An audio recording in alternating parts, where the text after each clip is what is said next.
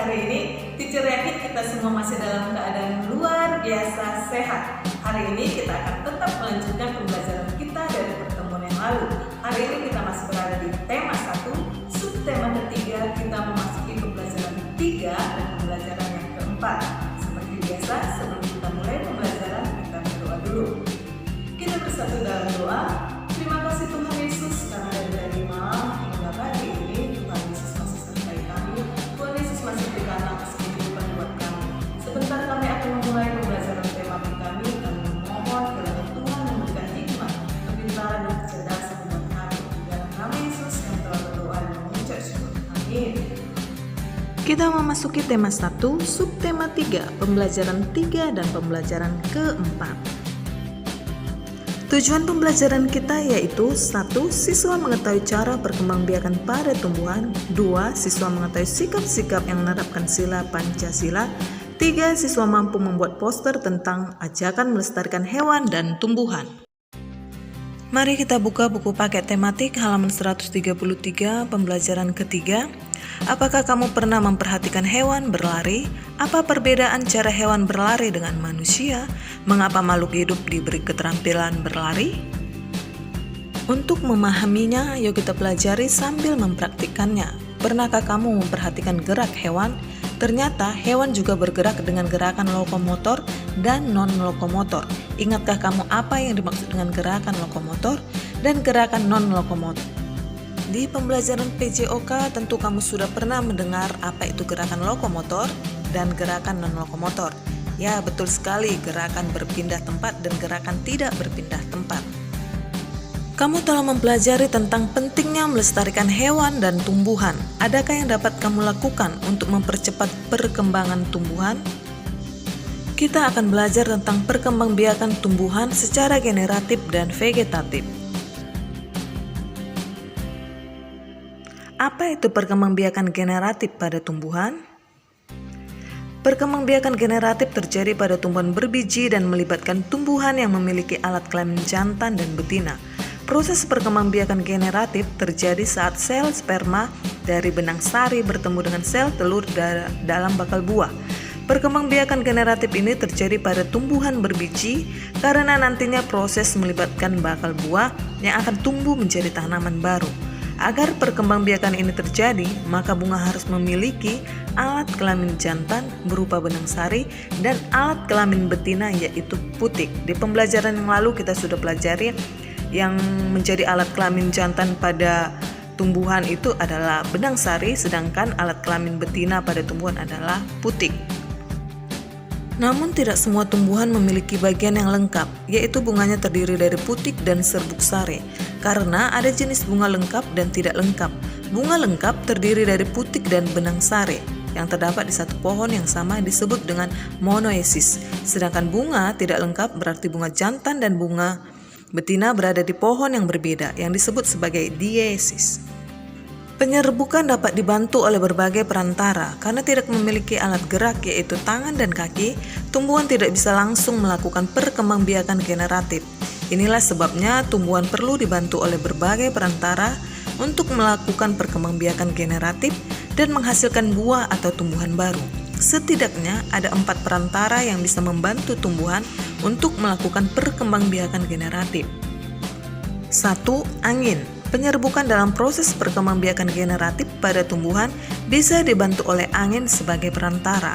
Penyerbukan jenis ini biasanya terjadi pada bunga yang tidak punya kelenjar madu dan tidak punya bunga. Tapi bunga ini punya serbuk sari yang dapat dengan mudah terbang karena tiupan angin. Setelah serbuk sari tertiup angin, nantinya serbuk sari bisa menempel pada putih tumbuhan atau bunga lain. Tanaman yang penyerbukannya dibantu oleh angin misalnya seperti kelapa dan jagung. 2. Air. Selain oleh angin, penyerbukan pada tumbuhan juga bisa dibantu oleh air sebagai perantara. Biasanya air sebagai perantara penyerbukan pada perkembangbiakan generatif terjadi pada tumbuhan yang habitatnya ada di air. 3. Hewan. Teman-teman mungkin mengetahui bahwa serangga dan hewan lainnya berperan besar dalam penyerbukan dan perkembangbiakan generatif pada tumbuhan.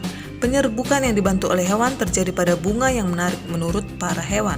Menarik bisa diartikan punya warna yang mencolok, punya kelenjar madu, beraroma khas, maupun ukuran yang besar. 4. Manusia. Manusia juga bisa membantu proses perkembangbiakan generatif pada tumbuhan. Perkembangbiakan tumbuhan secara vegetatif terbagi menjadi dua, yaitu vegetatif buatan dan vegetatif alami. Apa itu perkembangbiakan vegetatif buatan pada tumbuhan? Perkembangbiakan vegetatif secara buatan adalah perkembangbiakannya tanpa perkawinan dengan bantuan campur tangan manusia. Misalnya, 1. Mencangkok. Mencangkok merupakan salah satu cara paling mudah untuk memperbanyak tanaman. Tujuan dari mencangkok adalah untuk mendapatkan keturunan yang lebih bermutu dari suatu tumbuhan. Keuntungan dari mencangkok adalah dapat memperoleh tanaman yang berbuah lebih cepat dengan mutu produksi sama dengan induknya. 2. Stek batang. Stek adalah perkembangbiakan pada tumbuhan dengan cara menanamkan potongan atau bagian dari tumbuhan. Bagian dari tumbuhan yang dapat ditanam berupa batang, tangkai atau daun. Tidak semua tumbuhan dapat di-stek. Contoh tumbuhan yang dapat di-stek adalah singkong dan mawar. Singkong dapat di-stek bagian batangnya, sedangkan mawar dapat di-stek bagian tangkainya. Cara men-stek adalah dengan memotong bagian batang secara meruncing, kemudian menancapkannya ke dalam tanah. 3. Mengenten atau menyambung. Mengenten atau menyambung dilakukan dengan cara menyambung pucuk tanaman dengan batang tanaman lain. Pucuk diambil dari tanaman penghasil buah yang besar dan manis, bunga yang indah atau daun yang menarik. Sedangkan batang bawah diambil dari tanaman yang berbatang kuat. Tumbuhan yang dapat disambung antara lain kopi, mangga, dan durian. Apa itu perkembangbiakan vegetatif alami pada tumbuhan? Perkembangbiakan vegetatif alami adalah perkembangbiakan tumbuhan tanpa bantuan makhluk hidup lain. Cara tumbuhan dalam menghasilkan individu baru melalui perkembangbiakan vegetatif alami terdiri dari tunas, membelah diri, spora, rizoma atau akar tinggal, umbi lapis, umbi batang, umbi akar, dan geragi atau stolon. 1. Akar tinggal atau rizoma. Rizoma merupakan akar tinggal atau rimpang di mana batang dapat tumbuh dan menjalar pada permukaan maupun dalam tanah. Tunas tumbuhan baru akan tumbuh pada setiap buku akar tinggal tersebut. Contoh tumbuhan yang berkembang biak dengan cara rizoma adalah jahe, kunyit, kencur, dan lengkuas. 2. Umbi lapis. Umbi lapis adalah pelepah daun tipis yang berlapis-lapis. Pada bagian atas umbi akan tumbuh daun dan bagian bawah tumbuh akar serabut membentuk cakram. Contoh tumbuhan yang berkembang biak dengan umbi lapis adalah bawang merah, bawang putih, bunga tulip, dan bunga bakung. 3. Umbi batang. Perkembangbiakan vegetatif alami sistem umbi batang adalah dengan cara batangnya tumbuh di dalam tanah. Selanjutnya batang tersebut akan mengembang dan membentuk suatu umbi. Fungsi umbi ini adalah sebagai tempat menyimpan cadangan makanan. Contoh tumbuhannya adalah kentang, bengkuang. 4. Umbi akar. Umbi akar merupakan akar yang dijadikan sebagai tempat untuk cadangan makanannya. Contoh tumbuhan yang berkembang biak dengan umbi akar adalah singkong dan wortel. 5. Tunas adventif. Tunas adventif adalah tunas yang tumbuh pada bagian tepi daun atau bagian akar. Contoh tumbuhan yang berkembang biak dengan tunas adventif adalah tanaman cocor bebek. Cara memperbanyak tanaman cocor bebek mudah karena cukup meletakkan daun cocor bebek yang tua di atas tanah sehingga akan tumbuh tunas baru. 6. Spora. Spora adalah sel yang terbungkus oleh lapisan tipis sebagai pelindung. Spora dikenal sebagai alat persebaran biji pada tumbuhan berpembuluh. Contoh tumbuhannya adalah lumut dan suplir. 7. Geragi. Geragi atau stolon adalah batang yang tumbuh secara mendatar di bagian permukaan tanah dan pada bagian tumbuhan yang menyentuh tanah. Nantinya akan tumbuh akar. Contoh geragi atau stolon ini adalah stroberi, arbe, antanan, dan rumput. Anak-anak teacher, coba kamu perhatikan poster di bawah ini. Ini poster yang cukup menarik. Poster tentang pelestarian hewan atau tumbuhan langka. Coba kamu perhatikan ya, karena tugas kita selanjutnya adalah membuat poster.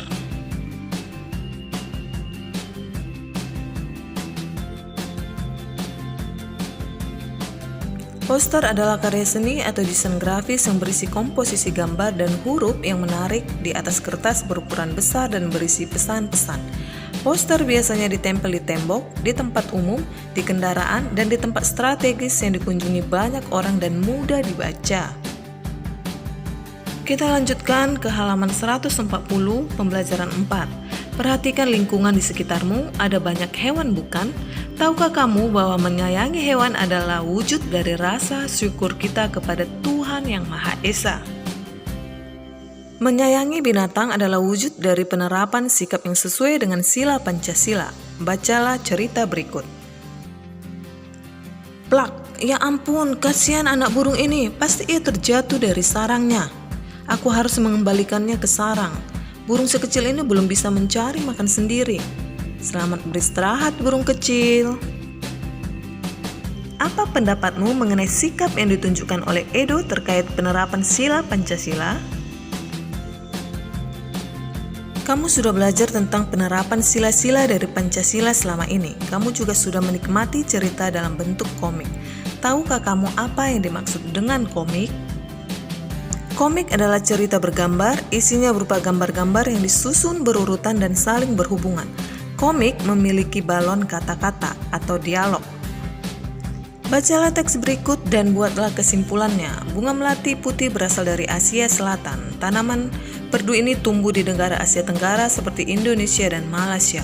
Bunga melati putih ditetapkan sebagai bunga nasional Indonesia. Melati putih mempunyai bentuk mahkota yang sederhana dan berwarna putih. Aromanya yang lembut menenangkan. Pemeliharaan melati cukup mudah. Susunan bunga melati menyirip dan berhadapan. Bagian-bagian bunganya terdiri dari tangkai anak bunga yang di ujungnya terdapat daun pelindung berbentuk benang berjumlah 7 helai, disambung dengan tangkai bunga. Kesimpulan dari paragraf 1 yaitu bunga melati berasal dari Asia Selatan, bunga melati putih adalah bunga nasional Indonesia. Kesimpulan paragraf 2 yaitu bunga melati putih berbentuk mahkota, aromanya lembut dan mudah dipelihara. Kesimpulan paragraf 3 yaitu susunan bunga melati menyirip dan ada daun pelindung berjumlah 7 helai di ujung tangkai. Teacher kasih kalian tugas. Tugasnya ada 2. Yang pertama, halaman 141 tentang sikap Edo. Tugas nomor 1 harus selesai hari ini juga. Boleh nanti selesai pembelajaran tematik langsung kamu kirim atau boleh juga hingga malam nanti. Nomor 2, buatlah poster tentang ajakan melestarikan hewan atau tumbuhan. Boleh dikerjakan di buku gambar, kalau tidak ada buku gambar di kertas HPS. Tugas nomor 2, boleh dikirim hari ini juga atau boleh dikirim hingga Jumat depan. Waktunya cukup panjang karena membuat poster mungkin kamu perlu waktu yang cukup panjang. Lalu nanti teacher kirimkan link Zoom meeting. Teacher berharap semua anak kelas 6 ikut Zoom meeting nanti. Karena apabila ada yang kamu tidak pahami tentang poster, boleh kamu tanyakan di Zoom meeting nanti. Terima kasih atas perhatiannya. Tuhan Yesus memberkati. Itu dia pembelajaran kita hari ini. Kiranya bermanfaat buat kita semua.